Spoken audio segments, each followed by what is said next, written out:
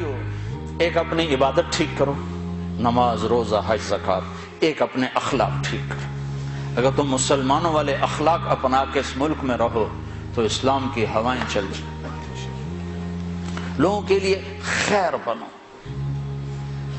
ایک صحابی نے کہا یا رسول اللہ میں چاہتا ہوں سب سے بہترین میں ہوں، تو آپ نے کیا کہا؟ تہجد پڑھ، روزے رکھ، نفل پڑھ، صدقے کر، خیرات کر، حج کر، عمرے کر۔ آپ نے فرمایا لوگوں کی خدمت کر، تو سب سے بہترین انسان۔ اچھے اخلاق۔ ایک نے کہا یا رسول اللہ میں چاہتا ہوں میرا ایمان کامل ہو جائے، مکمل ہو جائے، تو آپ نے فرمایا تو اپنے اخلاق اچھے کر، تیرا ایمان مکمل ہو جائے گا۔ تو بھائیو، نماز روزے والے تو بہت سے مل جاتے ہیں، داڑھی پگڑی والے بھی بہت سے مل جاتے ہیں، اخلاق والے کوئی نہیں ملتے۔ معاف کرنے والوں سے دنیا خالی ہوگی، درگزر کرنے والوں سے دنیا خالی ہوگی۔ بیوی کو غصہ چڑھ جائے تو خامند پہ چڑھائی ہے، خامند کو غصہ چڑھ جائے تو بیوی پہ چڑھائی ہے، اولاد کو غصہ چڑھ جائے تو ماں باپ کی گستاخی ہے، ماں باپ کو غصہ چڑھ جائے تو اولاد کی ٹھکائی ہے، پٹائی ہے۔ یہ نہیں دیکھتے کہ یہ تربیت کا تقاضا ہے یا نہیں ہے۔ بھائی بھائی سے تمہارا کیا رونا رو۔ میرے سامنے ہمارے علاقے میں یہ دو بھائی دیواریں ساتھ ہیں، ایک مر گیا، دوسرے کا مجھے پتا چلا اس کے جنازے میں نہیں جا رہا۔ میں نے اس کو اس کے بیٹے کو بلایا، میں نے کہا مرنے کے بعد تو سارے جھگڑے ختم ہو جاتے ہیں، چلے جاؤ۔ کہ نہیں جی ساڑی بنی نہیں ساری زندگی ہون کی بنانا۔ اور میں نے کہا اب تو وہ ختم ہو گیا ہے، جن باتوں پر تم لڑتے تھے وہ باتیں ختم ہو گئیں، اپنی ماں کا دودھ ہی یاد کر لو۔ یقین میرا صرف پڑوسی تھا، میں نے اس کے پاؤں پکڑے، ہاتھ جوڑے، نہیں گیا جنازہ۔ ایسوں سے جہان بھرا پڑا۔ ہمارے اخلاق کیا ہیں؟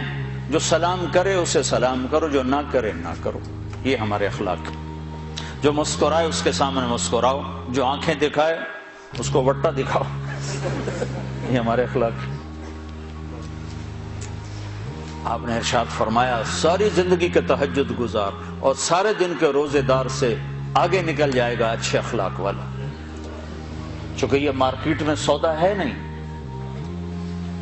اور سارے اخلاق کا نچوڑ ایک چیز بتاتا ہوں، یہ زبان قابو میں رکھو، سارے اخلاق قابو میں آ جائیں گے۔ مظفر آباد کشمیر میں ہماری جماعت تھی تو وکلاء کا وفد آیا ملنے، میں نے آدھا پونا گھنٹہ بات کی تو پھر ایک وکیل صاحب کہنے لگے جی ایک نصیحت کر دیں، آپ کی بہت ساری نصیحتیں سنی ہیں، ایک نصیحت کر دیں۔ تو میں نے اب مجھے دیکھو، میں نے کہا یہ زبان قابو میں، کہا نہ کوئی اور بتائیں، کوئی اور بتائیں، کوئی اور بتائیں۔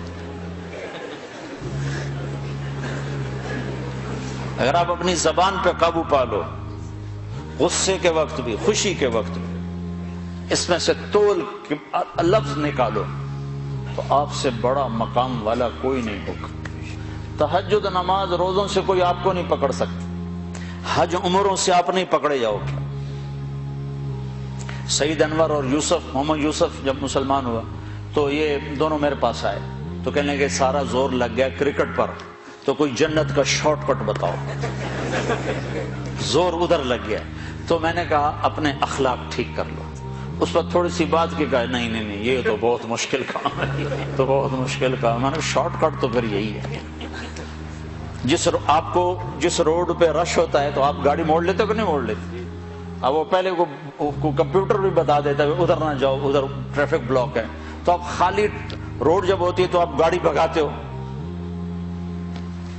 راستہ کھلا ہے بھگاؤ جتنی بھگا سکتے ہو۔